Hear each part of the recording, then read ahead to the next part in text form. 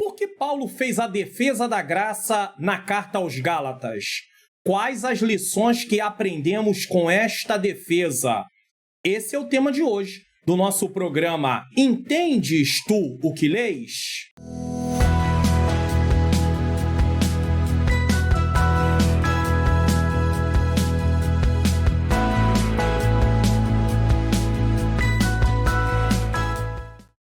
A paz do Senhor, sejam bem-vindos a mais um programa Entendes tu o que lês? Um programa onde eu leio o texto, eu explico o texto e nós tiramos as lições do texto para a nossa vida. Eu sou o pastor Mário Luna, é com alegria e satisfação que eu recebo você aqui para mais um programa. Se você está chegando pela primeira vez, você é muito bem-vindo, muito bem-vinda. Seja da região que você estiver me assistindo, esteja na região norte, nordeste, centro-oeste, sul e sudeste, onde eu estou no Rio de Janeiro. Esteja você também fora do Brasil, você sempre aqui será muito bem-vindo, muito bem-vinda. Nesse momento, para darmos prosseguimento ao nosso programa, eu quero fazer uma oração. Senhor Deus e Pai, amado e Pai querido, em nome do Teu Filho amado Jesus Cristo, eu venho pedir perdão nos meus pecados, erros, faltas e falhas. Eu venho te render graças por mais essa oportunidade de estar aqui para realizar este programa. Quero pedir ao Senhor que ilumine a minha mente para que eu ensine as verdades de acordo com o que está na Tua Palavra. Ilumina a mente daqueles que estão assistindo para que possamos juntos compreender e colocar em prática a Tua Palavra. Toca no coração, Senhor, de cada pessoa que está assistindo para que ela possa também compartilhar este vídeo, compartilhar esse canal com outras pessoas, para que mais vidas possam ser alcançadas, conhecendo a Tua Palavra, conhecendo a verdade, Senhor querido, que transforma, que liberta, que nos faz crescer. Eu entrego esse programa em Tuas mãos mais uma vez, que seja edificante, em nome de Jesus. Se inscreva no canal, ative o sininho das notificações, deixe o seu like, faça seu comentário. Divulgue o canal para pelo menos mais 3 pessoas. Bom, você pode divulgar o canal clicando aqui no botão compartilhar, enviando para suas redes sociais, para o status, seu status também, para que pessoas sejam alcançadas. Eu estou aqui produzindo conteúdo e você vai divulgar o conteúdo. Então, eu de um lado sou instrumento pela bondade de Deus e você de outro lado também é um instrumento enviando esse vídeo para que outras pessoas possam assistir e conhecer a palavra do Senhor de uma forma melhor. O Entendes tu o que lês tem o intuito de você aprender para praticar. Afinal de contas, qual seria o motivo de estudarmos a palavra sem que tivéssemos a intenção de praticar? Nesse momento, também eu quero dizer a você que você pode se inscrever no canal, ativar o sininho das notificações, deixar o seu like e fazer o seu comentário do que você achou dessa exposição bíblica. Hoje nós vamos estar tratando do tema a defesa da graça. O apóstolo Paulo, ele fazendo uma defesa em relação à graça por causa de uma situação que estava acontecendo. Então é a defesa da graça, liberdade e coerência no Evangelho. E nós vamos começar com a nossa introdução. O contexto aqui é o seguinte: o apóstolo Paulo continua defendendo seu apostolado e evangelho. Para você poder estudar um texto, você precisa entender o que estava acontecendo, tanto no contexto do que está escrito ali, como no contexto histórico, os acontecimentos. Paulo, no capítulo 1, já vinha defendendo o seu apostolado. Seus inimigos são os mesmos de sempre, os judaizantes. O objetivo deles também é o mesmo, distorcer o evangelho e perturbar a igreja. São pessoas, ou eram pessoas, que estavam ali com a intenção de perturbar a igreja no sentido de querer modificar algo que já estava estabelecido.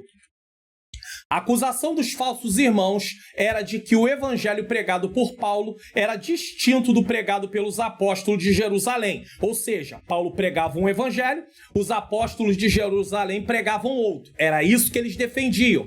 E que Paulo não tinha o respaldo deles, nem estava em harmonia com eles. Ou seja, eles diziam que Paulo era um apóstolo que não era apóstolo. Ele estava desautorizado pela igreja de Jerusalém.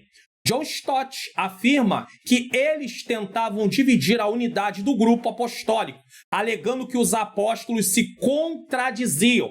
Uma das formas de destruir alguém, né, ou um grupo, é jogar um contra o outro. E era isso que eles faziam. Eles jogavam Paulo contra os apóstolos em Jerusalém, Tiago, Pedro, João, tá? E outros apóstolos, e também tentavam jogar os apóstolos contra Paulo, para poder haver uma divisão, pois um reino dividido não subsiste. No capítulo 1, Paulo já demonstrou que seu evangelho era proveniente de Deus e não dos homens. Paulo não pregava o que ele queria, ele pregava o que a palavra, o que o Senhor havia revelado a ele. Agora ele afirma que seu evangelho não é diferente, mas exatamente o mesmo dos outros apóstolos. Então, primeiro, ele disse que pregava um evangelho que o próprio Jesus se revelou a ele, lhe dando o evangelho. Segundo, que este evangelho era o mesmo evangelho que Pedro pregava, que Tiago pregava, que João pregava. Paulo, ao escrever aos Gálatas, destaca a centralidade da graça no evangelho. Por isso que o tema da exposição é a defesa da graça, certo? Defendendo a liberdade que temos em Cristo contra imposições legalistas. Ele também enfatiza a importância da coerência entre a mensagem pregada e a vida cristã. O que isso quer dizer? Não adianta pregar uma coisa e viver outra. É preciso pregar e viver aquilo que estamos pregando. Nesta exposição bíblica, veremos como a verdade do Evangelho transforma a vida e promove unidade, mesmo no meio dos desafios, pois ali havia um desafio, ou grandes desafios. Então vamos lá. Ponto 1. Apresentação do Evangelho aos líderes em Jerusalém. Gálatas capítulo 2, versículos 1 e 2. Diz o seguinte: depois, passados 14 anos, subi outra vez a Jerusalém com Barnabé, levando também comigo Tito. E subi por uma revelação e lhes expus o evangelho que prego entre os gentios e particularmente aos que estavam em estima, para que de maneira alguma não corresse ou não tivesse corrido em vão. Então deixa eu explicar isso aqui para vocês. Vamos voltar aí ao versículo de número 1, nesse caso, né? Paulo fala que depois, passado 14 anos, subi outra vez a Jerusalém. Não se sabe se Paulo está falando desses 14 anos em relação à sua conversão até este momento, ou se ele está falando da outra vez, né, da sua primeira visita a Jerusalém, e aí ele está contando 14 anos depois da primeira visita ou 14 anos depois da conversão. Alguns estudiosos acreditam que Paulo está falando da sua segunda visita, ligado a Atos capítulo de número 11. Essa é a segunda visita. Outros acham que Paulo, nessa passagem, é a sua terceira visita e, nesse caso, estaria ligado a Atos, capítulo de número 15. Não se tem aí um consenso nesse caso. E o que se sabe é que já havia passado muito tempo, sem que Paulo tivesse uma interação direta com os apóstolos que estavam em Jerusalém, apesar dele não estar fazendo a obra por sua própria conta. Ele tinha autorização, ele foi enviado, permitido ali pela igreja, ali em Antioquia, ele é enviado juntamente com Barnabé. Barnabé e Saulo são separados para começar a fazer a obra. Então, Paulo não estava fazendo uma obra independente, né, em si. Ele estava debaixo de uma liderança. Isso aí é óbvio. Inclusive o pastor Hernando Dias Lopes diz que Paulo, ele tinha feito cinco visitas a Jerusalém. Então nós não sabemos se essa é a segunda ou se essa é a terceira. E uma outra coisa que devemos salientar nesse versículo que está em questão é que ele diz que subi outra vez a Jerusalém com Barnabé, levando também comigo a Tito. Então ele tem com ele Barnabé, um judeu ativo entre os gentios, ele era judeu, trabalhando entre os gentios, e tinha Tito, um gentio convertido, representava a inclusão dos gentios na igreja. Então, a ida de Tito junto com Paulo não era para afrontar, mas ele reforçava sua defesa, no sentido do Senhor estar aceitando os gentios também. No versículo de número 2, como está aqui, diz que ele subiu por uma revelação.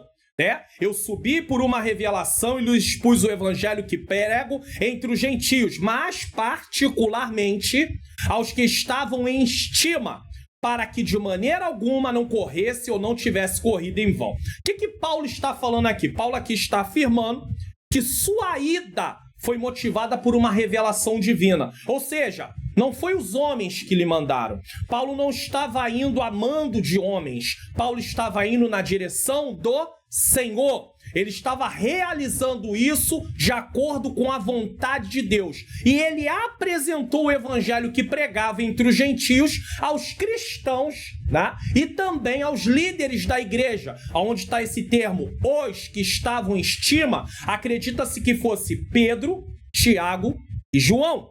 Sua ida não visava uma aprovação. Paulo não estava ali para ser aprovado. Tá? Não era uma questão de buscar uma aprovação. Muito pelo contrário, ele estava apenas cumprindo o mandato divino. Ele não procurou a autorização dos apóstolos para pregar, mas foi com o propósito de defender o evangelho que pregava. Porque ele já tinha autorização do Senhor e a igreja também o tinha comissionado e enviado ali em Antioquia. Então, Paulo não recebeu a incumbência apostólica de outro apóstolo. Os apóstolos apenas reconheceram o chamado de Deus. Isso é importante falar aqui. Por que isso é importante falar? Porque não é os homens que chamam, quem chama é o Senhor. É Deus quem chama. Os homens apenas reconhecem o chamado. Se tem alguém aí sendo chamado pelos homens, infelizmente, não vai realizar a obra da maneira que deveria. Porque quando Deus chama, ele garante, ele capacita, ele fortalece. Então, Paulo estava ali apenas por ordem de Deus. Ele foi apenas reconhecido pelos apóstolos, mas ele não foi chamado pelos apóstolos. Isso aqui é importante dizer. E o objetivo era garantir que seu trabalho missionário estivesse em conformidade com a mensagem central do evangelho. Tanto é que o texto diz aqui, e subi por uma revelação. Deixa eu colocar aqui para vocês. Subi por uma revelação e lhes expus o evangelho que prego entre os gentios, particularmente aos que estavam em estima, para que de maneira alguma corresse ou não tivesse, para que de maneira alguma não corresse ou não tivesse corrido em vão. Então o que Paulo está preocupado? Paulo está preocupado no quê? Em que o seu evangelho esteja alinhado com o evangelho, que é o mesmo evangelho pregado por Pedro, Tiago, João, pela igreja de Jerusalém. Porque os judaizantes diziam que Paulo pregava uma coisa e eles pregavam outra coisa. Só porque o ministério de Paulo era entre os gentios, que são os não-judeus, e o ministério deles era entre os judeus. Então Paulo estava ali para que não houvesse um prejuízo em relação à obra que estava sendo realizada. Muito bem, temos aí essa primeira parte da mensagem. Agora vamos para o segundo ponto. A defesa da graça. A defesa da graça vai estar aí a partir do versículo 3 até o versículo de número 5. Então vamos lá. Versículo 3 até o versículo de número 5. Eu vou ler um de cada vez. Mas nem ainda Tito, que estava comigo, sendo grego, foi constrangido a circuncidar-se. O que isso quer dizer? Paulo ressalta que Tito, gentio convertido, não foi obrigado a se circuncidar. Ele não foi. Reforçando que a salvação é pela graça e não pela lei.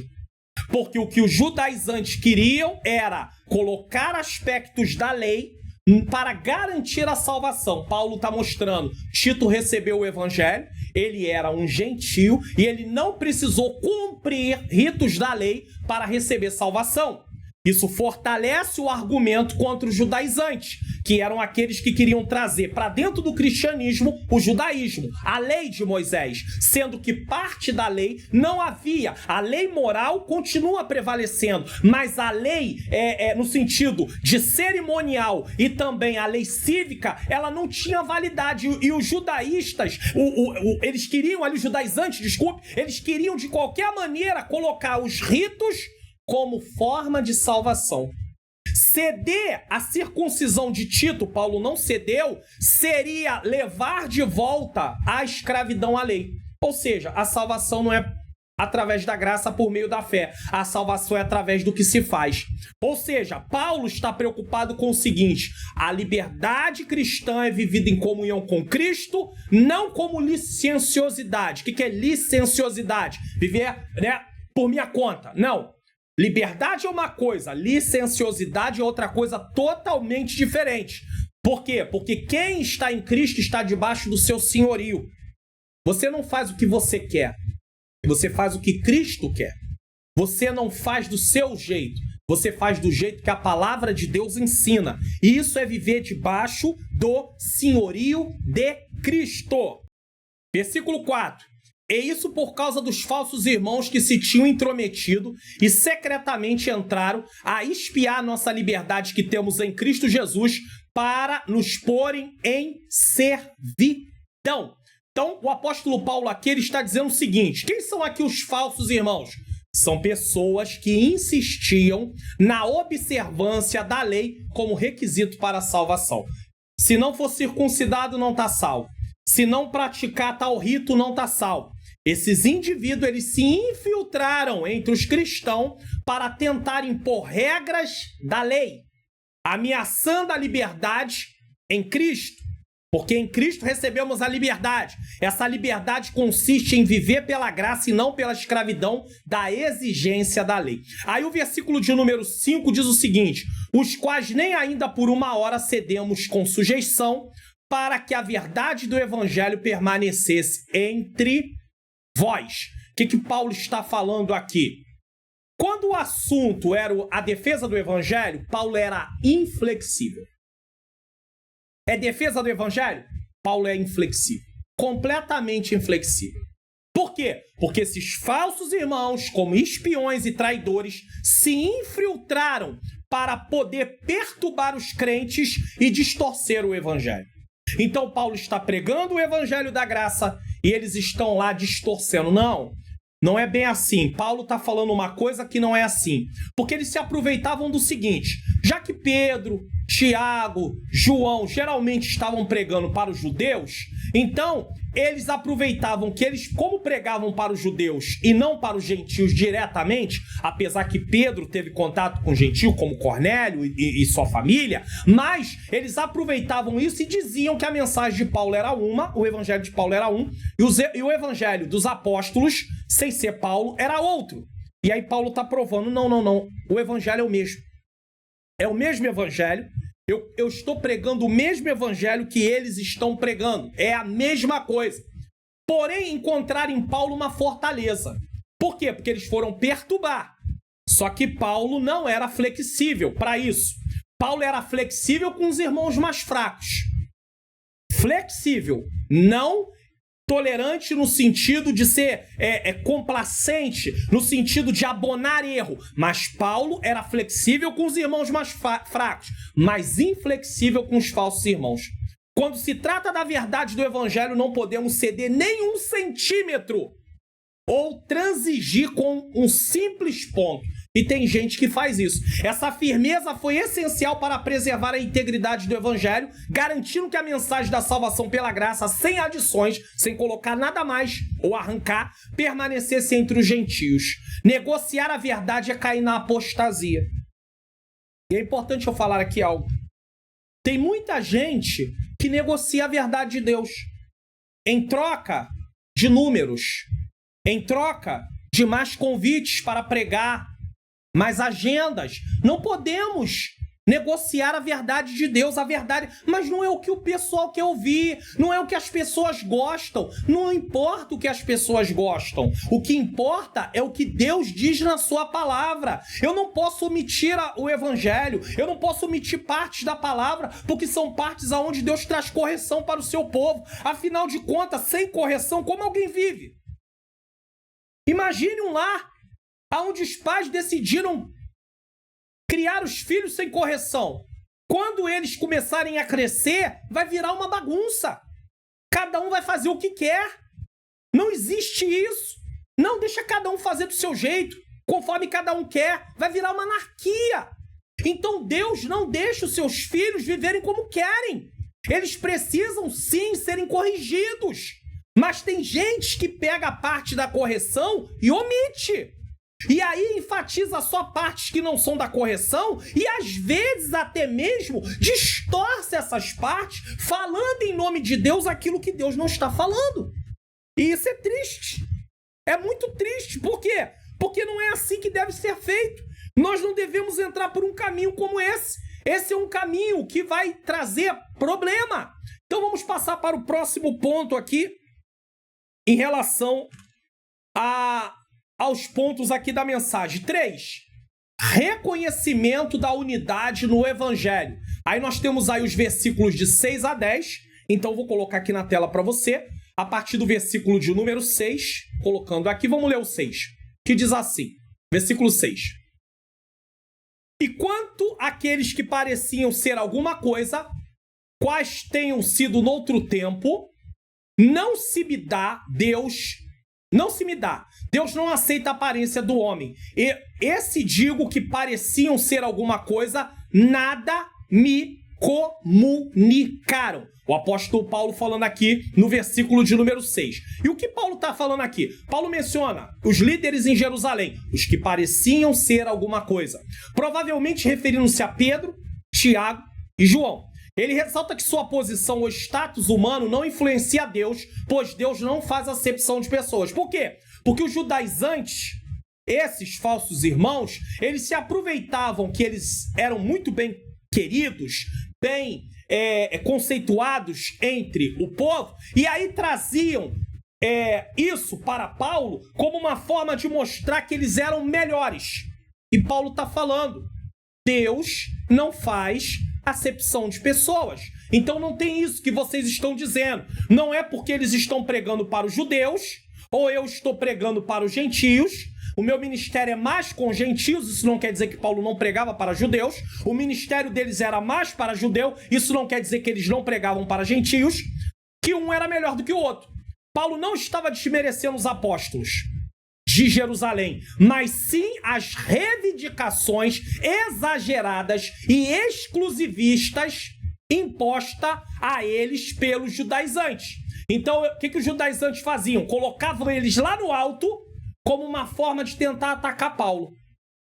As palavras de Paulo não negam a autoridade apostólica deles, nem indicam desrespeito. Paulo simplesmente está afirmando que, embora reconheça a sua posição como apóstolos, não se sente intimidado por eles, como acontecia com os judaizantes. Então, os judaizantes se sentiam intimidados. E por isso, eles estavam ali, colocando eles lá no alto. Só que Paulo está fazendo uma obra para o mesmo Deus. E é assim que acontece. Muitas vezes as pessoas, para jogar umas contra as outras, tentam incentivar, mostrar, não porque fulano é melhor, porque como uma forma de fazer com que você venha falar mal da pessoa. Você venha criticar a pessoa. Não entre nisso. Vigie. Fique atento. Paulo em momento nenhum criticou os apóstolos, mas a ideia do judaizante era jogar um contra o outro. E isso é o maior perigo que pode acontecer. Então tenha muito cuidado em relação a isso, tá? Paulo enfatiza que seu evangelho não precisa de revisão ou aprovação dos apóstolos em Jerusalém. Por quê? Porque foi o próprio Cristo que deu ao apóstolo Paulo o evangelho. O mesmo Cristo que também ensinou para os apóstolos. Ele não acreditava que sua mensagem fosse de alguma forma incompleta ou deficiente, como sugeriam os falsos mestres. Esses falsos irmãos diziam que a mensagem de Paulo era insuficiente. É por isso que você tem que ter certeza do que está pregando. É por isso que você tem que ter certeza do que está ensinando. Se você está com a verdade, nada pode contra a verdade. 2 Coríntios capítulo 13, versículo de número 8. Nada podemos contra a verdade, senão pela verdade. O evangelho pregado por ele era a mensagem completa e perfeita de salvação em Cristo.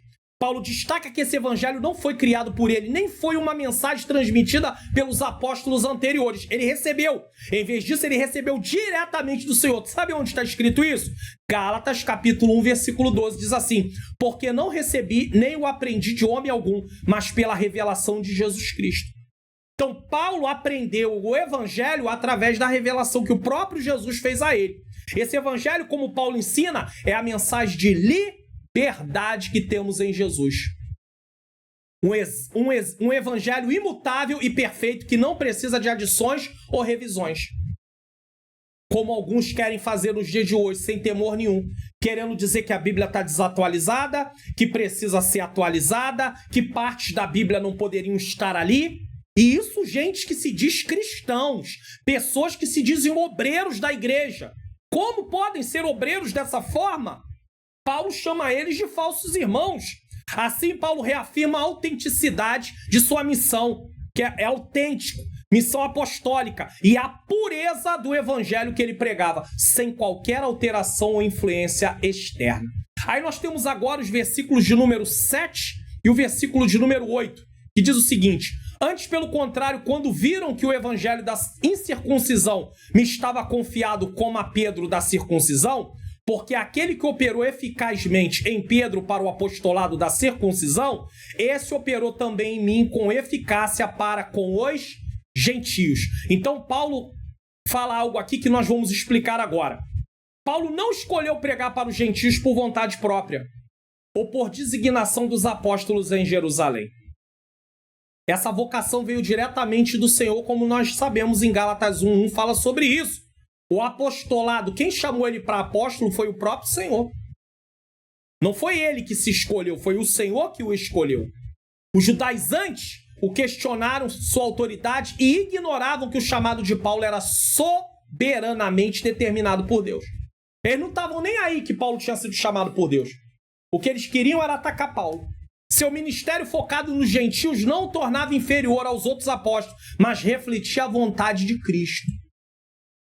Às vezes você está fazendo a obra em outro lugar, no meio de outros povos, ou seu ministério não é um ministério diretamente ligado a estar com o microfone na mão, cantando, pregando, ensinando, e aí alguém quer desmerecer. Paulo sabia quem o havia chamado. Você sabe quem te chamou? Você tem certeza? É claro que você está debaixo de uma liderança, tem que estar debaixo de autoridade de alguém, certo? Se você não é um pastor presidente, nesse caso, se é um pastor presidente, está debaixo da autoridade do próprio Deus, mas se você não é um pastor presidente, você sabe quem é a sua liderança, você está subordinado a essa liderança, mas você tem consciência do chamado que Deus te deu? Que é importante. Embora Paulo tivesse um ministério específico para os gentios, isso não significa negligência em relação aos judeus. Pedro e Paulo entendiam suas missões. A missão de cada um eram missões distintas, mas elas se complementavam, um para os judeus, outro para os gentios.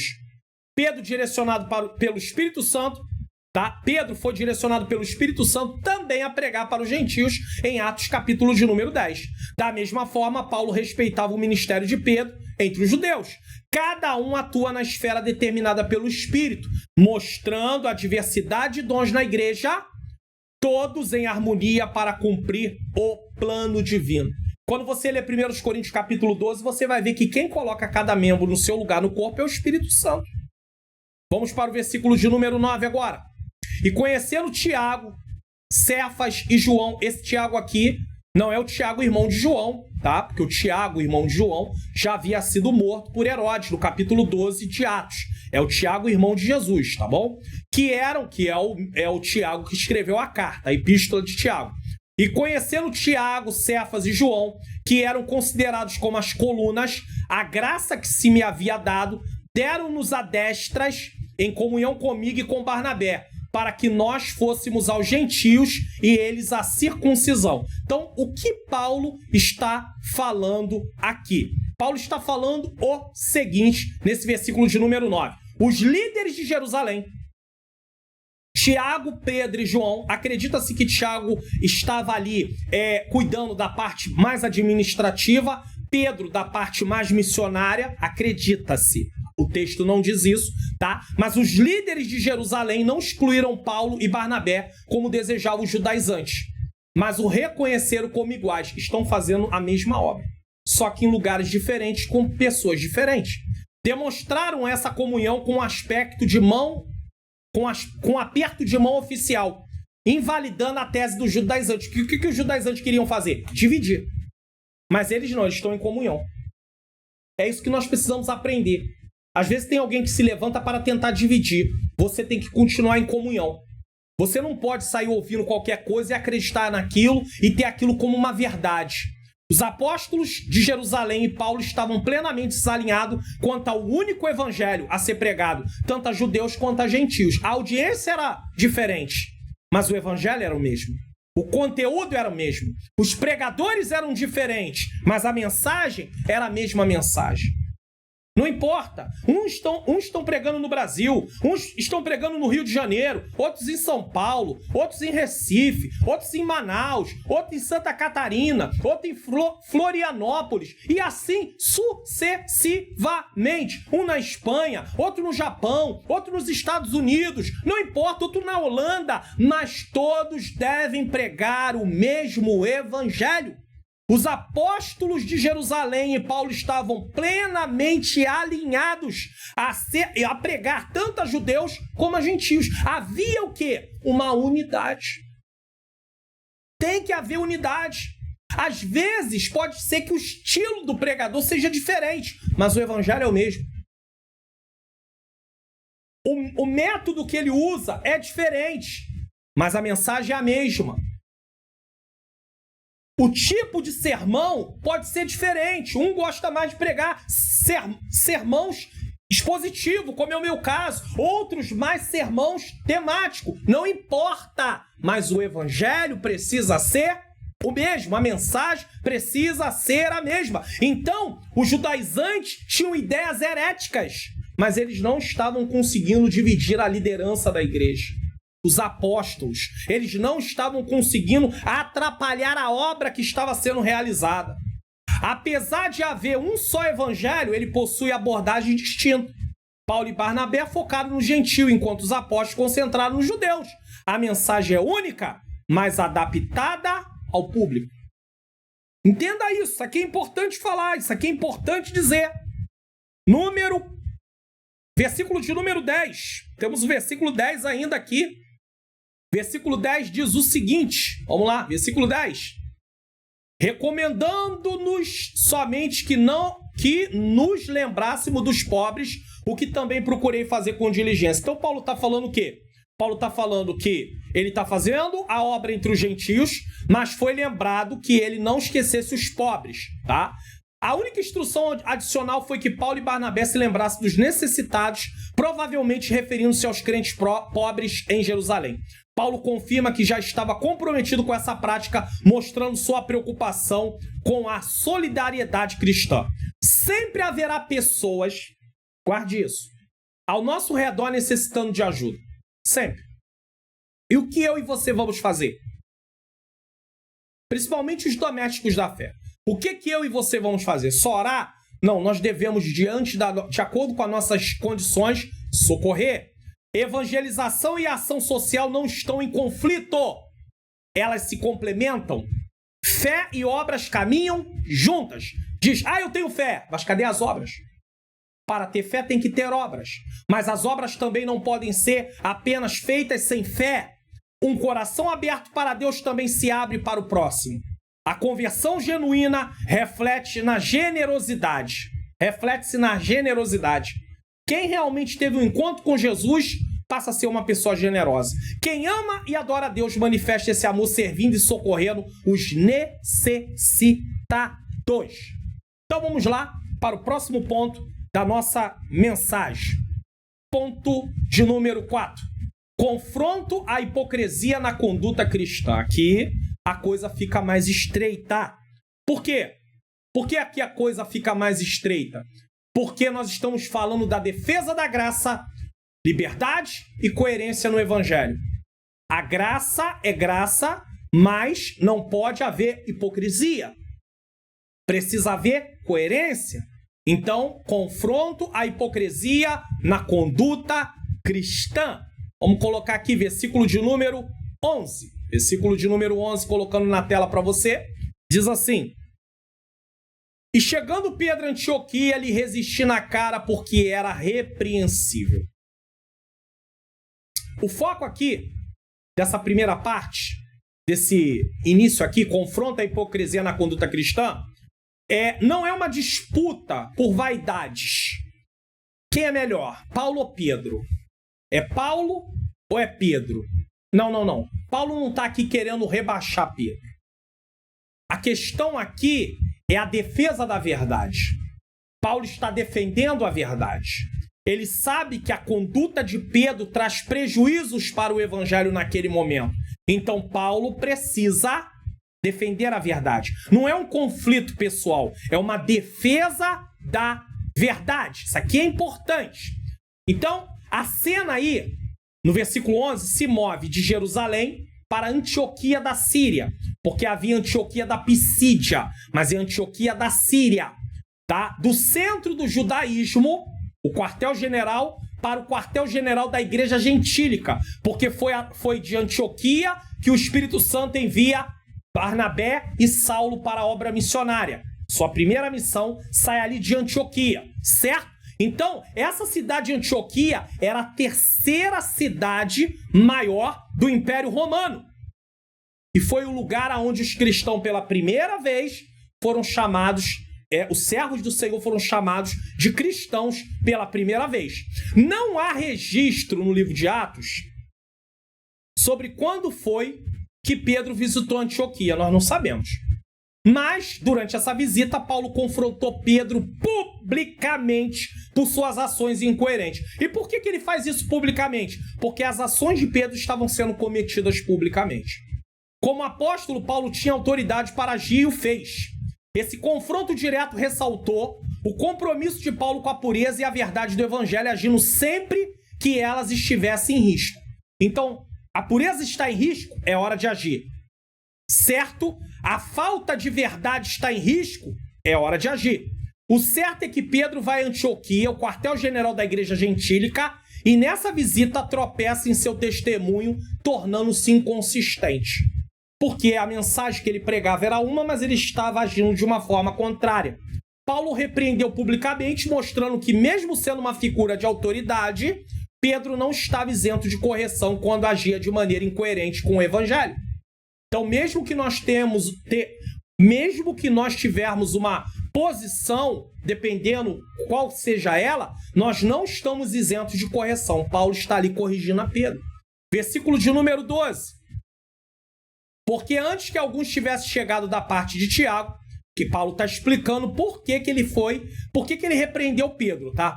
Porque antes que alguns tivessem chegado da parte de Tiago, ou seja, da igreja de Jerusalém, comia com gentios, mas depois que chegaram, se foi retirando e se apartou deles, temendo os que eram da circuncisão, ou seja, os que eram cristãos judeus e não cristãos gentios. Pedro mantinha intacta a sua teologia, a doutrina, o ensinamento era o mesmo, tá? Porém, a conduta dele estava contra a sua própria convicção. Havia uma desconexão entre fé e sua prática. Temendo desagradar o grupo de judeus radicais, conhecido como os da circuncisão. Está lá em Atos 15:15. Desculpe, Atos 15:1 e versículo 5. Chamados por Paulo de falsos irmãos. Então, da circuncisão, por quê? Porque pregavam que a salvação, para acontecer, dependia dos gentios serem circuncidados. Pedro rompeu a comunhão com os crentes gentios. Ao ceder à pressão desses falsos irmãos, ele afastou-se dos verdadeiros irmãos. Donald Gutierrez, é um teólogo, observa que podemos imaginar o impacto dessa atitude nos crentes gentios, especialmente quando até Barnabé seguiu o exemplo de Pedro, afastando-se deles. Esses crentes, provavelmente machucados, buscaram a Paulo, é uma possibilidade, que enfrentou a situação com coragem, clareza e determinação, corrigindo a incoerência com firmeza. O medo dos homens fez Pedro voltar atrás em sua prática, algo que Paulo não podia aceitar. Então, Pedro, com medo, ele deixa de comer com os gentios, mostrando comunhão, e isola os gentios, fazendo acepção de pessoas, e Paulo, por isso, o tem que repreender. Versículo de número 13. E outros judeus também dissimulavam com ele, de maneira que até Barnabé se deixou levar por sua dissimulação. A palavra dissimulação aqui é hipocrisia. Lembre-se, tá? A atitude de Pedro causou um efeito dominó. Outros judeus, inclusive Barnabé, que era mais próximo de Paulo também, seguiram o seu exemplo de se afastar dos gentios por causa da pressão dos judaizantes. Isso mostra como o exemplo de líderes pode influenciar negativamente até mesmo os mais fiéis. E aqui tem um ponto para ser observado. Muitos cristãos exercem influência sobre outras pessoas por meio do que falam e fazem, seja pelas redes sociais ou pelos cargos que ocupam na igreja. E aí eu preciso falar algo aqui. Muita gente quer aparecer aí, quer ter visibilidade, muito bem. Mas será que as pessoas estão entendendo bem a responsabilidade que elas estão chamando sobre si de prestar contas a Deus das obras que elas estão realizando? Porque o que eu faço numa rede social, o que eu faço na igreja, o que eu faço quando tenho o microfone na mão e as palavras também que eu produzo, eu vou prestar conta diante de Deus. Porque aquilo não tem a ver só comigo, porque é público. Tem a ver com as pessoas que estão ali me acompanhando. E Deus vai requerer isso de mim. Então eu tenho que ter muito cuidado com o que eu ando fazendo e ensinando, pregando, falando. Tem que ter muito cuidado, porque Deus vai querer que eu preste conta disso. Então que tenhamos muito cuidado com o nosso comportamento, porque às vezes pensamos muito na visibilidade, mas esquecemos do que pode vir como resultado dessa visibilidade, já que podemos não estar nos comportando e também falando da forma que a palavra de Deus ensina. Então temos que ter muito cuidado. E agora vamos para o versículo de número 14, o último versículo da nossa exposição, que diz assim: mas quando vi que não andavam bem e diretamente conforme a verdade do Evangelho, disse a Pedro na presença de todos: se tu, sendo judeu, vive como gentios e não como judeu, por que obrigas os gentios a viverem como judeus? Ou seja, em outras palavras, vocês são judeus, mas está vivendo como gentios porque come com gentios.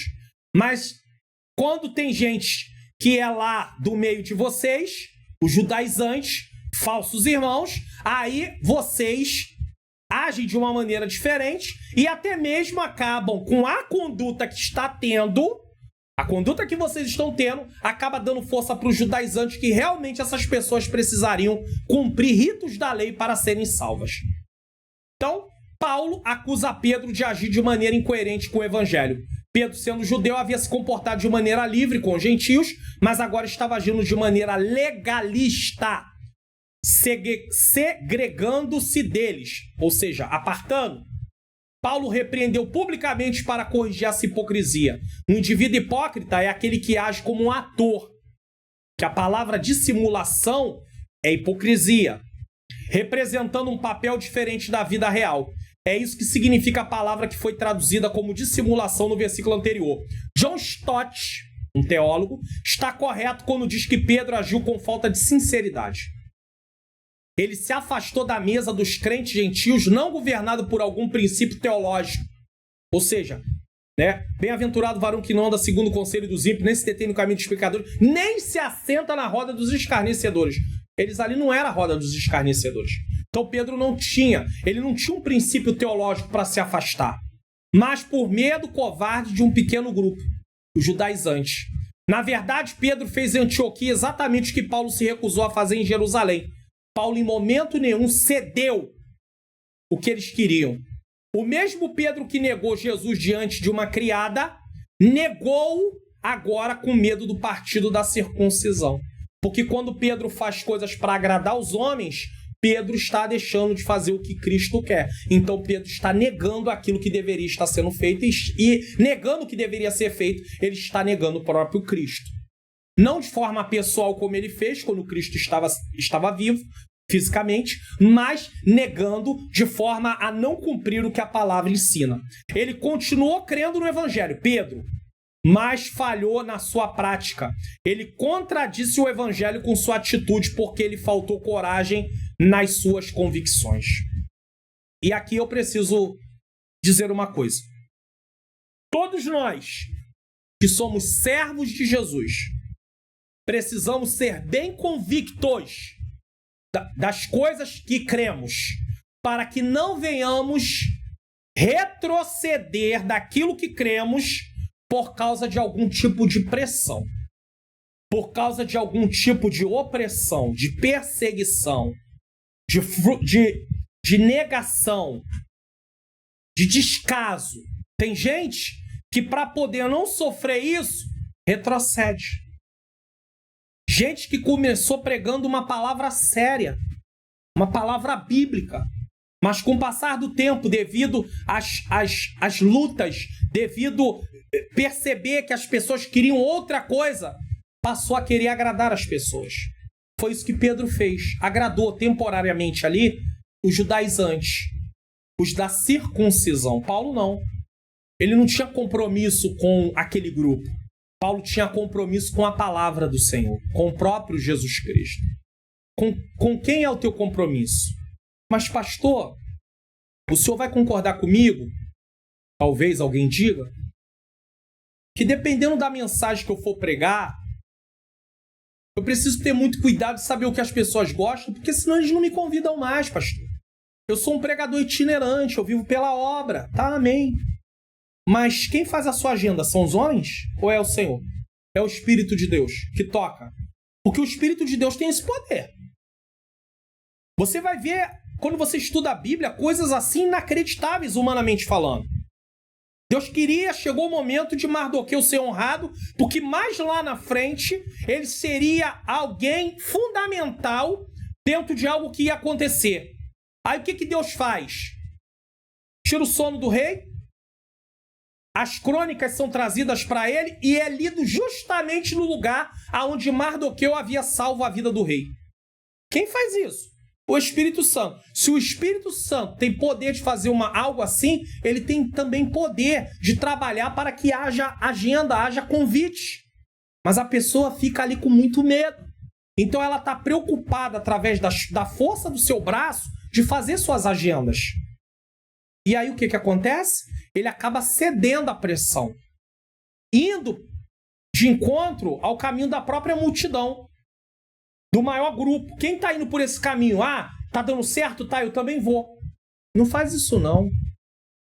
Não caminha por esse caminho, não. Certo? Porque é um caminho triste. Então nós falamos aí sobre a liberdade e a coerência no Evangelho, que foi o versículo de número 14. Agora vamos para as lições práticas. O que nós podemos tirar de lições? Lembra que eu falei? Aqui nós lemos o texto, explicamos o texto e tiramos as lições do texto. Então vamos para as lições agora. Primeiro, defenda o Evangelho da Graça, rejeitando qualquer tentativa de adicionar regras humanas à salvação. Efésios 2, 8 e 9, Tito 3, 5. Lembre-se de uma coisa.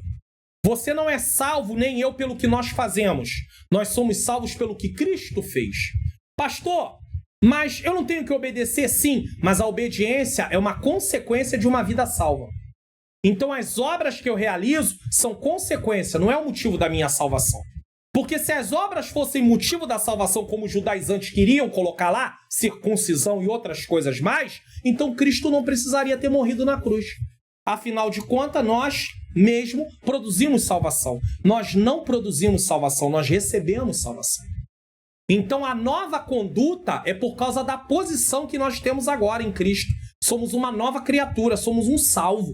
Recebemos uma nova natureza através do novo nascimento. E é por isso que temos que nos comportar de acordo com essa nova natureza. Mas eu não faço para ser salvo. Entenda, você não vai ao culto, você não jejua, você não ora, você não lê Bíblia, você não estuda, você não faz a obra para ser salvo. Você faz porque é salvo. Primeiro o Senhor te salvou. Você recebeu salvação. Depois você começa a se comportar como um salvo. Você recebe um novo nascimento. Você recebe uma nova natureza. Você passa a ser filho de Deus. Eu passo a ser filho de Deus. Eu tenho uma herança agora. Você tem uma herança, a vida eterna. E agora nós temos que nos comportar conforme a nossa nova posição. Filhos de Deus, salvos. Então fazemos não para ser. Fazemos porque somos. Entenda isso. Eu gosto muito de usar a seguinte comparação. Uma pessoa quer trabalhar num lugar, não estou comparando a igreja com empresa, mas quer trabalhar num lugar. Mesmo que ele se comporte como funcionário, ele não tem os benefícios da empresa. Mas ele, a partir do momento que for contratado pela empresa, agora ele tem que se comportar como um funcionário. Aí ele tem os benefícios da empresa. Entendeu agora? Os benefícios é para quem está dentro e só se comporta da forma que deve se comportar quem está dentro. Não adianta estar fora querendo se comportar sem estar dentro. Então é a mesma coisa. Uma vez que eu recebi salvação, eu me comporto como salvo e tenho tudo aquilo que o Senhor prometeu. 2. Valorize a unidade cristã, reconhecendo a diversidade de ministério e culturas na igreja. 1 Coríntios 12, 12 a 14, Romanos 15, 5 a 7. Então, a igreja é unida, mas a diversidade de ministérios. Deus chama cada um para uma obra. É claro que tem grupos que são chamados para obras parecidas. Sim, mas mesmo assim eles têm formas diferentes de se comportar. A mensagem é única, o Deus é único, o Espírito Santo é único, mas a forma de interagir é diferente. E cada igreja em sua localidade tem uma forma também. Então até a liturgia.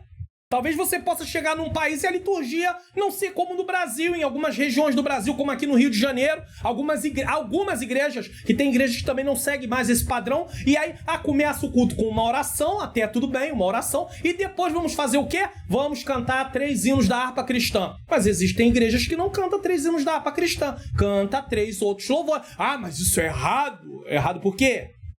Onde está na Bíblia isso? Onde está na Bíblia que tem que começar com uma oração e cantar 3 hinos da harpa cristã. Isso é uma liturgia da nossa denominação, de algumas igrejas Assembleias de Deus, que nem todas seguem mais isso. E não seguir não está errado. Então é aí que tem que se respeitar a forma do culto. Não é contrária à palavra de Deus, então cada um permanece naquilo que está ali. 3.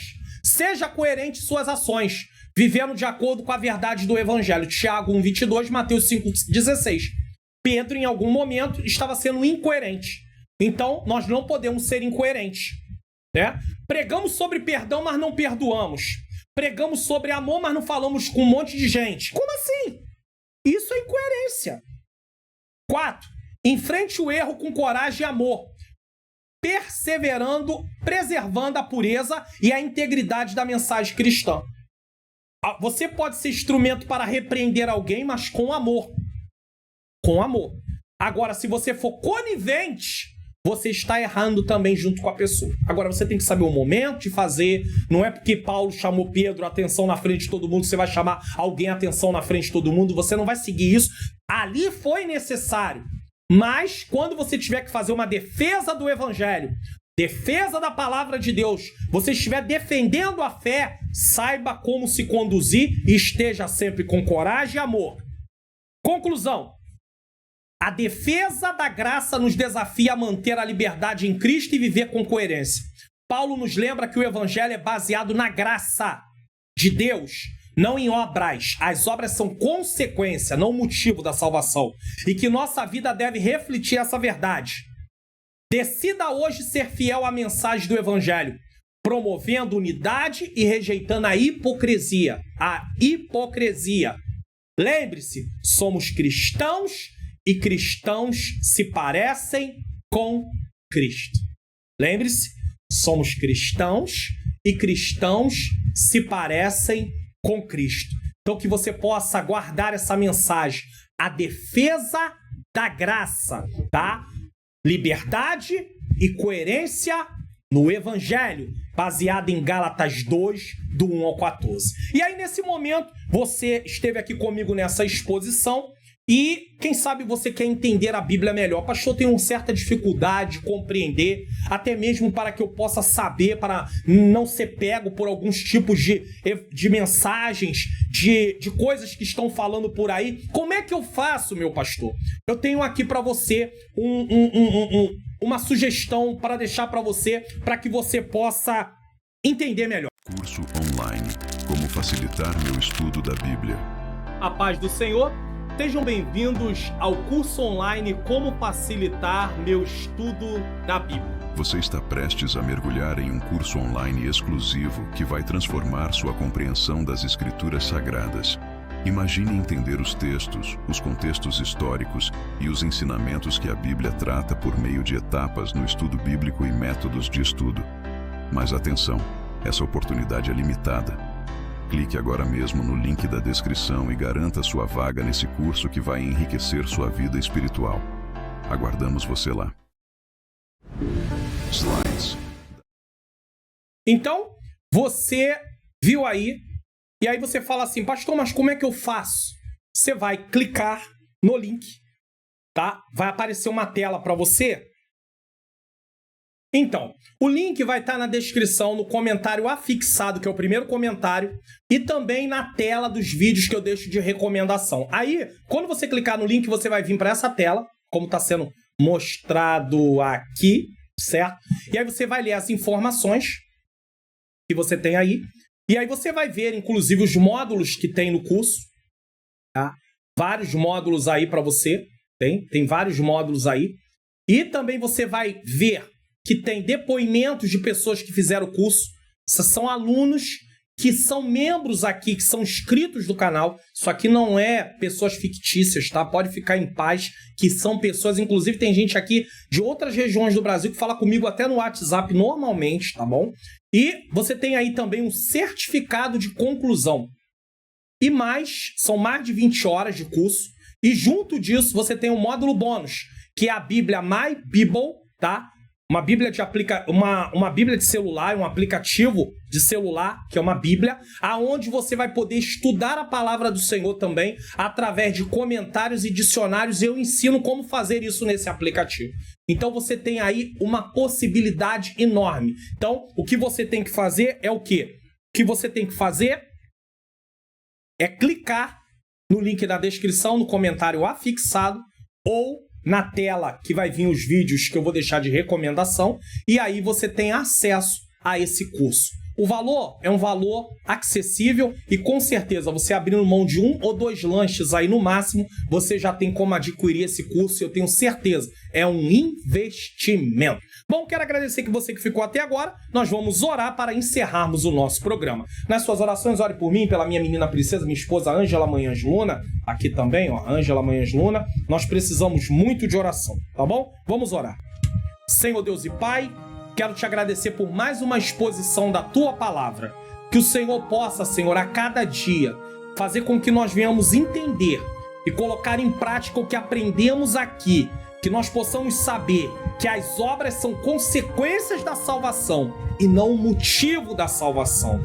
Através da graça, por meio da fé recebemos salvação. Que não venhamos diluir a mensagem do Evangelho para agradar os ouvintes. E nem tampouco, Senhor querido, Senhor amado, achar que podemos ter salvação através de nossos feitos, porque não podemos. A salvação vem por meio do que o Teu Filho Jesus Cristo fez. Que possamos ser fiéis na pregação, no ensino da palavra e na vida, Senhor, vivendo de acordo com a Tua palavra. É o que eu te peço e já te agradeço em nome de Jesus.